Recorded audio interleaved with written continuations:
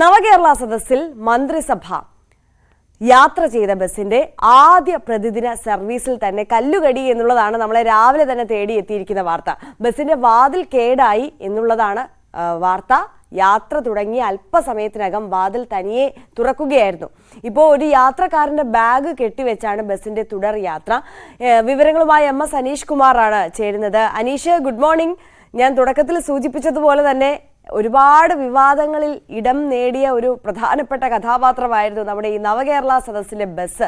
അത് നിരത്തിലേക്ക് ഇറങ്ങി തുടങ്ങിയപ്പോൾ ഈ ബസ്സിന്റെ ആദ്യ ദിന ബുക്കിംഗ് ഒക്കെ തന്നെ വലിയ കെങ്കേമമായിട്ടാണ് ആളുകൾ ആഘോഷിച്ചത്. വലിയ ഡിമാൻഡ് ആയിരുന്നു ബസ്സിന്റെ സർവീസിൽ ഒരു ടിക്കറ്റ് ലഭിക്കാനൊക്കെ. കോഴിക്കോട് നിന്ന് ബംഗളൂരുവിലേക്കാണല്ലേ സർവീസ്. അതിൽ പക്ഷേ ആദ്യത്തെ ദിവസം തന്നെ ഇങ്ങനെ ഒരു കല്ലുകടി ഉണ്ടായിരിക്കുന്നു. വാതിൽ കേടായി. എന്താണ് സംഭവിച്ചത് അനീഷ്? സർക്കാരിന്റെ മന്ത്രിസഭ ഒന്നാകെ സംസ്ഥാനത്തിന്റെ വിവിധ ഭാഗങ്ങളിലേക്കായി എത്തിയെന്ന രീതിയിൽ തന്നെ വിവാദങ്ങളിലും ഒപ്പം നല്ല രീതിയിലുമൊക്കെ പേരെടുത്ത വാഹനമാണ് ഈ നവകേരള ബസ്. ഇത് ഒരുപാട് നാളായി പൊടി പിടിച്ച് കിടക്കുന്നതൊക്കെ വലിയ ചർച്ചകളും ഉയർത്തിയിരുന്നു. ഇതിനുശേഷമാണ് കോഴിക്കോട് ബംഗളൂരു റൂട്ടിൽ സർവീസ് നടത്താനായി ഈ ബസ് തെരഞ്ഞെടുത്തത്. ഇന്ന് രാവിലെ 4 മണിക്കാണ് ആദ്യ ട്രിപ്പ് പുറപ്പെടുക എന്ന് പറഞ്ഞെങ്കിലും 4 കൂടിയാണ് ആ സർവീസ് കോഴിക്കോട് നിന്നും ആരംഭിച്ചിരിക്കുന്നത്. എന്തായാലും നേരത്തെ പ്രതീക്ഷിക്കപ്പെട്ട പോലെ തന്നെ ഹൗസ്ഫുള്ളായാണ്, അതായത് പൂർണ്ണ യാത്രക്കാരുമായാണ് ബസ് യാത്ര പുറപ്പെട്ടിരിക്കുന്നത്. എന്നാൽ ഈ യാത്ര പുറപ്പെട്ട് കാരന്തൂർ ഭാഗം കഴിഞ്ഞപ്പോൾ തന്നെയാണ് ആദ്യ യാത്രയിൽ തന്നെ ഈ ഗരുഡ പ്രീമിയം ബസിന്റെ വാതിൽ കേടായിരിക്കുന്നു. പലതവണ യാത്രക്കാരുമായി പോകുന്നതിനിടെ വാതിൽ സ്വമേധയാ പുറത്തേക്ക് തുറക്കുകയും അടയ്ക്കുകയും ചെയ്യുന്ന രീതിയിൽ കണ്ടു. പിന്നീട് അടയ്ക്കാൻ പറ്റാതെ വന്നതോടുകൂടി ഒരു യാത്രക്കാരന്റെ ഈ ബാഗിന്റെ വള്ളി ഉപയോഗിച്ചാണ് ഇപ്പോൾ ഇത് കെട്ടിവെച്ചിരിക്കുന്നത് തൽക്കാലമായി. എന്നിട്ടാണ് ഈ യാത്ര തുടരുകയും ചെയ്തിരിക്കുന്നത്. എന്തായാലും അടുത്ത സ്റ്റോപ്പുകളിൽ പ്രധാന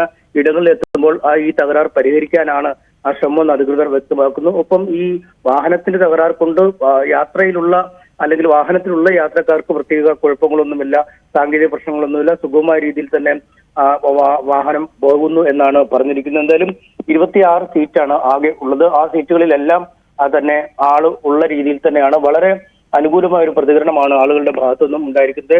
1171 രൂപയാണ് സെസ് അടക്കം ഈ ബസ്സിലെ ടിക്കറ്റ് നിരക്ക്. AC ബസ്സുകൾക്കായുള്ള 5% അധികം ആഡംബര നികുതിയും ഈ ബസ്സിന് നൽകേണ്ടതുണ്ട്. പക്ഷേ ഇതൊന്നും ആളുകളെ സ്വാധീനിക്കുന്നില്ല. ആളുകളെ കൃത്യമായി തന്നെ ഈ വാഹനത്തിലേക്ക് എത്തിക്കൊണ്ടിരിക്കുന്നു. എന്തായാലും യാത്രക്കാർക്കും ഇത് വലിയ താല്പര്യം തന്നെയാണ് ഉണ്ടായിരുന്നത്. കാരണം നവകേരള യാത്രയ്ക്ക് ഒരു മന്ത്രിസഭ ഒന്നാകെ കേരളം മുഴുവൻ സഞ്ചരിച്ച വാഹനത്തിന്റെ ആദ്യ യാത്രയുടെ ഭാഗമാകുക ഏറെ സന്തോഷകരമായ കാര്യമാണ് എന്ന് കരുതിയാണ് ഈ ബാംഗ്ലൂരിലേക്ക് പോകാനുള്ള ടിക്കറ്റ് ബുക്ക് ചെയ്തതെന്ന് യാത്രക്കാരിൽ പലരും പറഞ്ഞു. ഒപ്പം വെറുതെ ഈ വാഹനം ഉപയോഗിക്കാതെ പൊടി പിടിച്ച് കിടക്കുന്നതിനേക്കാൾ നല്ലത്, നശിച്ചു പോകുന്നതിനേക്കാൾ നല്ലത് ഇതുപോലെ ജനങ്ങൾക്കായി വിട്ടു നൽകുന്നത് അല്ലെങ്കിൽ യാത്രയ്ക്കായി ഉപയോഗിക്കുന്നതാണ് നല്ലതെന്നും ആളുകൾ പറയുന്നു. 7 മണിക്കൂറാണ് ബംഗളൂരു കോഴിക്കോട് യാത്ര. അതായത് 4:30 പുറപ്പെട്ടത് കൊണ്ട് തന്നെ ഏതാണ്ട് 12 മണിയാകുമ്പോൾ അവിടെ എത്തും എന്നാണ് മനസ്സിലാക്കാൻ കഴിയുന്നത്. പിന്നെ വൈകുന്നേരം തിരിച്ച് പുറപ്പെട്ട് 10:05 2:30 തിരിച്ചുള്ള സമയം. എന്തായാലും ആ സമയത്ത് തന്നെ ബംഗളൂരുവിൽ നിന്ന് തിരിച്ചെത്തും. അത്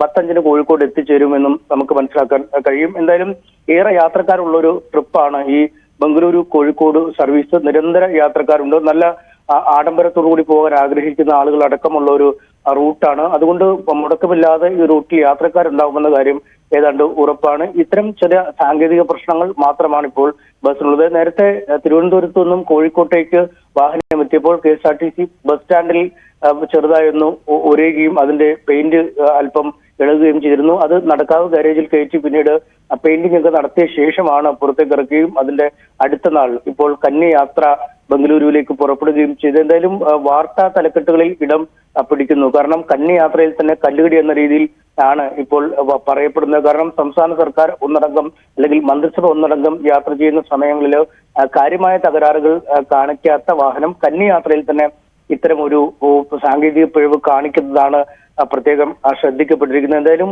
പൂർണ്ണ യാത്രക്കാരുമായി ബസ് ഇപ്പോൾ ബംഗളൂരുവിലേക്ക് പോയിക്കൊണ്ടിരിക്കുകയാണ്. അനീഷ് സൂചിപ്പിച്ചതുപോലെ തന്നെ ഈ കേരളത്തിലേക്ക് ഈ ബസ് എത്തിച്ചപ്പോൾ മുതൽ അത് വാർത്തകളുടെ തലക്കെട്ടുകളാകാൻ തുടങ്ങിയതാണ്. അതിൽ നിന്ന് ഇനിയും മോചനമായിട്ടില്ല എന്നുള്ളതാണ്. കഴിഞ്ഞ ദിവസങ്ങളിലൊക്കെ നമ്മൾ ചർച്ച ചെയ്തിരുന്നു. അതായത് ഈ യാത്രക്കാരുടെ വമ്പൻ സ്വീകാര്യത, നമ്മൾ പ്രതീക്ഷിച്ചതിലും അധികമായ ആളുകൾ ബസ്സിൽ യാത്ര ചെയ്യാൻ ആഗ്രഹം പ്രകടിപ്പിക്കുന്നു. നേരത്തെ അനീഷ് സൂചിപ്പിച്ചതുപോലെ തന്നെ ഈ ആഡംബര നികുതിയൊക്കെ കൊടുക്കുന്നതൊന്നും ആളുകളെ ബാധിക്കുന്ന ഒരു പ്രശ്നമല്ല. ആളുകൾ സുഖമായി യാത്ര ചെയ്യാം. അതോടൊപ്പം തന്നെ ഇത്തരത്തിൽ വാർത്തകളിലൊക്കെ ഇടം നേടിയ മന്ത്രിസഭ സഞ്ചരിച്ച ആ ബസ്സിൽ യാത്ര ചെയ്യാൻ ഉള്ള ആഗ്രഹം പ്രകടിപ്പിച്ച് മുന്നോട്ട് വരുന്നത് നമ്മൾ കണ്ടു. പക്ഷേ ഈ സാങ്കേതിക തകരാറ് മൂലമുണ്ടായ ഈ കല്ലുകടി അതെന്തുകൊണ്ടാണ് എന്നുള്ളതാണ്. അധികൃതർ എന്തെങ്കിലും വിശദീകരണം ഈ സമയത്ത് നൽകുന്നുണ്ടോ? ഈ സാധാരണ നമ്മളൊരു ട്രിപ്പ് തുടങ്ങുന്നതിന് മുമ്പ് ഇത്തരത്തിലുള്ള ചെക്കിംഗ് ഒക്കെ ചെയ്യാറുണ്ടല്ലോ. എന്തെങ്കിലും തകരാറുണ്ടോ? ഒരു ട്രയൽ റണ്ണ് പോലെ നടത്താറുണ്ടല്ലോ. ഈ ട്രയൽ റണ്ണിലൊന്നും ഇത്തരത്തിലുള്ള ഒരു പ്രശ്നം കണ്ടുപിടിച്ചിരുന്നില്ലേ? തികച്ചും സാങ്കേതികമായ അല്ലെങ്കിൽ പെട്ടെന്നുണ്ടായ പ്രശ്നം എന്ന് തന്നെയാണ് ഈ അധികൃതർ ഇക്കാര്യവുമായി ബന്ധപ്പെട്ട് പറയുന്നത്. കാരണം ഈ കഴിഞ്ഞ ദിവസം കോഴിക്കോട്ടേക്ക് വാഹനം എത്തിയപ്പോൾ അതൊരു ട്രയൽ യാത്രയായിരുന്നു. ആ ട്രയൽ യാത്രയിൽ 9 യാത്രക്കാരുമായി ആണ് വന്നത്. അന്ന് യാതൊരു കുഴപ്പവും കാണിച്ചിരുന്നില്ല. പിന്നീട് ബസ്സിന് ഈ പുറകുവശം ഒരഞ്ഞതിനെ തുടർന്ന് ഗാരേജിൽ കയറ്റിയപ്പോഴും മുഴുവൻ പരിശോധനകളും നടത്തിയെന്നാണ് അധികൃതർ വ്യക്തമാക്കുന്നത്. പക്ഷേ പിന്നീട് എന്താണ് സംഭവിച്ചതെന്ന് നമുക്കറിയാം. വാഹനമാണ്, അല്ലെങ്കിൽ ഇതൊക്കെ സാങ്കേതികതയിൽ ഊന്നിയുള്ള ഉപകരണങ്ങളാണ്. അതുകൊണ്ട് ചെറിയ തകരാറുകളൊക്കെ വരുന്നതിനുള്ള സാധ്യതകൾ തള്ളിക്കളയാൻ കഴിയില്ല എന്ന് അധികൃതർ പറയുന്നു. പക്ഷെ എന്തായാലും ഈ കന്നി യാത്രയിൽ തന്നെ ഇത്തരം ഈ ബസിന്റെ വാതിൽ കേടായി എന്നത് ഒരു ചെറിയ കല്ലുകടിയായി തന്നെ ഇപ്പോഴും തുടരുകയാണ്. പക്ഷെ ഇതൊന്നും യാത്രക്കാർക്ക് പ്രശ്നമല്ല എന്നാണ് മനസ്സിലാക്കാൻ സാധിക്കുന്നത്. അവർ വളരെ ആവേശപൂർവ്വം ഈ യാത്രയിൽ പങ്കെടുക്കുന്ന ഒരു സാഹചര്യം. നമുക്കറിയാം, കേരളത്തിലേക്ക് ഈ വാഹനം എത്തിച്ചപ്പോൾ മുതൽ തന്നെ ഇതിന്റെ നിർമ്മാണവുമായി ബന്ധപ്പെട്ട പല കഥകൾ പ്രചരിച്ചിരുന്നു. ഈ ദിനപത്രങ്ങളിലും മറ്റുമൊക്കെ ആദ്യം തന്നെ ഈ ബസ് യാത്രയ്ക്കായി തിരഞ്ഞെടുക്കുന്നു എന്ന് കണ്ടപ്പോൾ തന്നെ അതിനെക്കുറിച്ചുള്ള ഈ ഊഹാപോഹങ്ങൾ, അല്ലെങ്കിൽ എന്തൊക്കെ സൗകര്യങ്ങൾ ഉണ്ടാവും, കേരളത്തിൽ ഇറങ്ങിയതിൽ ഏറ്റവും ആഡംബരമുള്ള വാഹനമായിരിക്കാം എന്നടക്കമുള്ള പല കാര്യങ്ങളും പ്രചരിച്ചിരുന്നു. ഇതേ തുടർന്ന് സംസ്ഥാന സർക്കാർ ഈ ആളുകൾക്ക് വാഹനം, അല്ലെങ്കിൽ മാധ്യമപ്രവർത്തകർക്ക് ഈ വാഹനം കാണുന്നതിനായി തന്നെ അവസരം നൽകുകയും ഓരോ ക്യാമറാമാൻമാർക്കും അല്ലെങ്കിൽ റിപ്പോർട്ടർമാർക്കും വാഹനത്തിൽ കയറി അതിന്റെ സൗകര്യങ്ങൾ പരിശോധിക്കാനുള്ള അവസരങ്ങൾ പോലും നൽകുകയുമുണ്ടായി. എന്തായാലും പ്രചരിച്ച ഊഹാപോഹങ്ങളിൽ പലതും തെറ്റാണെന്ന് സർക്കാർ ഈ മാധ്യമപ്രവർത്തകരെയൊക്കെ കാണിച്ച ശേഷം അവകാശപ്പെടുകയും ചെയ്തു. എന്തായാലും ഈ നവകേരള സദസ്സുമായി ബന്ധപ്പെട്ട ആദ്യ ദിനങ്ങളിലെ ഏറ്റവും പ്രധാന കൗതുകം ഈ വാഹനം തന്നെ ആയിരുന്നു എന്നതാണ് ഏറ്റവും ശ്രദ്ധേയം. കാരണം പോകുന്ന ഇടങ്ങളിലൊക്കെ ആരാധകർ അല്ലെങ്കിൽ CPM പ്രവർത്തകരും മറ്റുമൊക്കെ ഈ വാഹനത്തിന് ചുറ്റും കൂടുന്നതും വാഹനത്തിൽ നിന്ന് സെൽഫി എടുക്കാൻ ശ്രമിക്കുന്നതുമൊക്കെ വലിയ കാഴ്ചയായി മാറിയിരുന്നു. ഒപ്പം ഈ മുഖ്യമന്ത്രി ഇരുന്ന് സഞ്ചരിച്ച മുൻവശത്തെ ആ വാതിൽ, ആ കസേരയിൽ ഇരിക്കാനും മറ്റുമൊക്കെ ഇപ്പോഴും ബുക്കിംഗ് ആദ്യം തന്നെ അവസാനിക്കുന്ന ഒരു സാഹചര്യം. ആ സീറ്റ് നമ്പറാണ് പലർക്കും ആവശ്യമായി വരുന്നത് എന്ന് KSRTC ഉദ്യോഗസ്ഥർ സാക്ഷ്യപ്പെടുത്തുന്നു. ഓൺലൈനായി ടിക്കറ്റ് ലഭ്യമല്ലാത്ത, അല്ലെങ്കിൽ ഡിപ്പോയിൽ പോയി നേരിട്ട് ഈ ടിക്കറ്റ് എടുക്കാൻ കഴിയുമോ എന്ന് ചോദിക്കുന്ന ആളുകൾ പോലും ഉണ്ട് എന്നാണ് വ്യക്തമാക്കുന്നത്. എന്തായാലും വലിയ കൗതുകമാണ് ആളുകൾക്ക് ഈ യാത്ര. കാരണം ഒരു മന്ത്രിസഭ ഒന്നടങ്കം സഞ്ചരിച്ച, ജനപ്രതിനിധികൾ സഞ്ചരിച്ച ഒരു ചരിത്രത്തിന്റെ ഭാഗമായി മാറിയ ബസ്സിലാണ് ഒരു യാത്ര പുറപ്പെടാൻ കഴിയുകയെന്നത്. അന്നും ഈ CPM നേതാക്കളൊക്കെ അവകാശപ്പെട്ടതും ഇതുതന്നെയാണ്. കാരണം ഈ ബസ്സിന്റെ വിലയെക്കുറിച്ചോ അല്ലെങ്കിൽ ഈ ബസ്സിന്റെ സാങ്കേതിക ഘടനയെ പറ്റിയൊന്നും ഓർത്തും ആരും വിഷമിക്കേണ്ടതില്ല. കാരണം ഈ ബസ് നിരക്കിലേക്ക് ഇറങ്ങിയാൽ, അല്ലെങ്കിൽ ഒരു മ്യൂസിയം പീസായി മാറിയാൽ കോടിക്കണക്കിന് രൂപ ഈ വാഹനം വഴി സംസ്ഥാനത്തിന്റെ ഖജനാവിലേക്ക് ഉണ്ടാവും. എന്നാലും ഈ തുടക്കത്തിൽ ലഭിച്ച ഈ സ്വീകാര്യതയിൽ നിന്ന് നമുക്ക് മനസ്സിലാവുന്നതും അത് തന്നെയല്ലേ അനീഷ? അതായത് എന്തായാലും ഈ ബസ് വാങ്ങാനായി മുടക്കിയ മുതൽ എന്തായാലും ഈ സർവീസുകളിൽ കൂടി തിരിച്ചു പിടിക്കാൻ കഴിയുമെന്നുള്ളതിൽ തർക്കമൊന്നുമില്ലല്ലോ, അല്ലേ? തീർച്ചയായും അത് തിരിച്ചു പിടിക്കാൻ കഴിയുമെന്നാണ് നമുക്ക് മനസ്സിലാക്കാൻ കഴിയുന്നത്. കാരണം ഏറ്റവും അധികം യാത്രക്കാരുള്ള സർവീസുകളിൽ ഒന്നാണ് ബംഗളൂരു കോഴിക്കോട് സർവീസ്. അതിൽ 1171 രൂപയാണ് ഒരാൾക്ക് തന്നെ നിരക്ക്. അത്തരത്തിൽ 25 യാത്രക്കാർ, ഒരു കണ്ടക്ടറുടെ സീറ്റ് കൂടെ ഒഴിവാക്കിയാൽ 25 യാത്രക്കാരുണ്ടാവും. ഒരു വർഷത്തേക്ക് തന്നെ 25,000 രൂപയുടെ കളക്ഷൻ ഉണ്ടാവും. തിരിച്ചും വരുമ്പോൾ അത്തരത്തിൽ കണക്കാക്കിയാൽ പോലും വലിയ നഷ്ടമില്ലാതെ കുറച്ച് നാളുകൾ കൊണ്ട്, അല്ലെങ്കിൽ 1-2 കുറച്ച് വർഷങ്ങൾ കൊണ്ടൊക്കെ ഈ മുടക്കുമുതൽ തിരിച്ചു പിടിക്കാൻ കഴിയുമെന്നാണ് പ്രതീക്ഷ. ഒപ്പം ഈ സർവീസ് വിജയിച്ചില്ലെങ്കിൽ മറ്റ് ഈ KSRTCയുടെ ബജറ്റ് ടൂറിസം പോലുള്ള വിഭാഗത്തിലേക്ക് മാറ്റാൻ ഉള്ള ആലോചനയും നടക്കുന്നുണ്ട്. എന്തായാലും ഈ സർവീസ് നിലവിലെ ബുക്കിംഗ് ക്രമീകരണങ്ങളൊക്കെ നോക്കിയാൽ, അല്ലെങ്കിൽ ഓൺലൈനായി മറ്റുമൊക്കെ നോക്കിയാൽ ഈ സർവീസ് സൂപ്പർ ഹിറ്റായി മാറിയിരിക്കുന്നു എന്നാണ്. ഇത് ദിനംപ്രതിയുള്ള ഒരു സർവീസ് അല്ലേ അനീഷ്?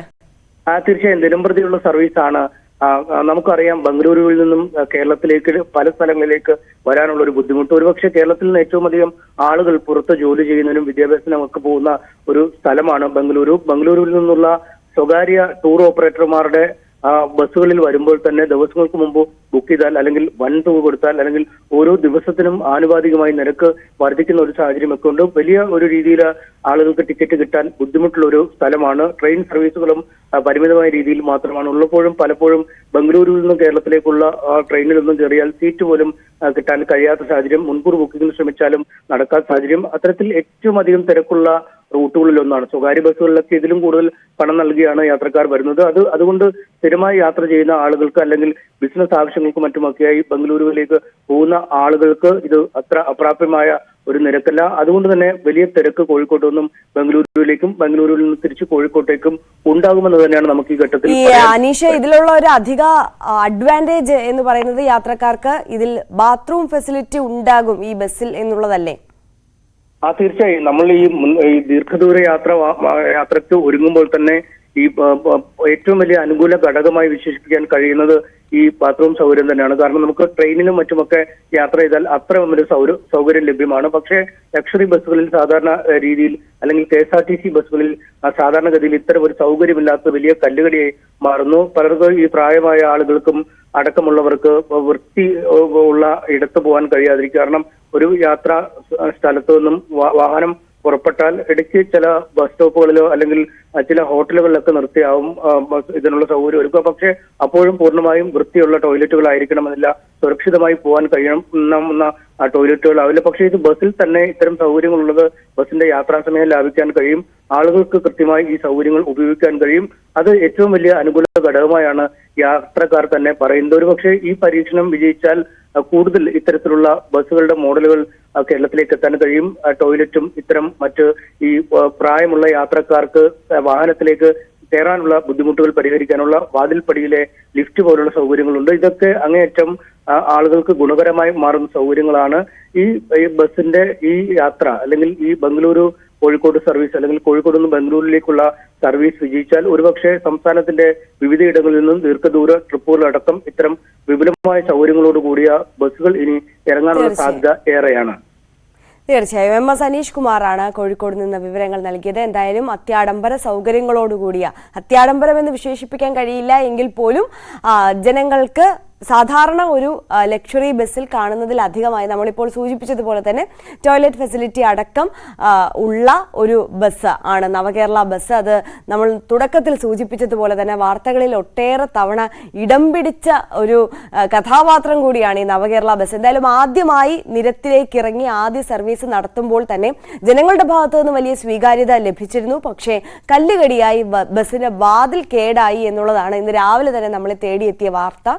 പക്ഷേ തികച്ചും സാങ്കേതികമായ ഒരു തകരാറാണ്, അത് പരിഹരിക്കാവുന്നതേ ഉള്ളൂ. എന്തായാലും യാത്രക്കാർ സുരക്ഷിതരാണ്.